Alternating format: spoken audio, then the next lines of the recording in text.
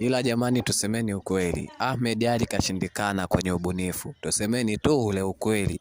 We fikiria mambo anayoyafanya, anafanya mambo ya karne ya karne ya 50 mpaka 90 huko, anafanya katika karne ya 21. Na watu kama hao hawapatikani kirahisi rahisi, yani itachukua muda sana, yani sawasawa na Mwamba Lusaka alivyo sasa hivi.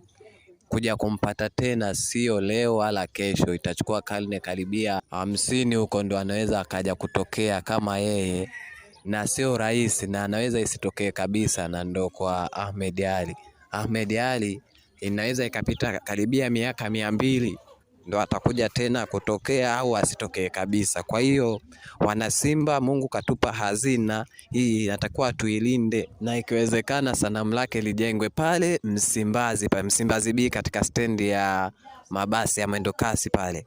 Yani pale litengenezwe sanamu lake, liwekwe pale, iwe ni sehemu moja ya utalii wa ndani. Yani hata watu wa nje wakija cha kwanza kabisa kitaka kwenda hifadhini, kwanza aanze kupelekwa pale, alafu ndo apelekwe sehemu nyingine. Haya sasa, wana Yanga, kama mnaweza igeni sasa, na hii sasa mtakuja na view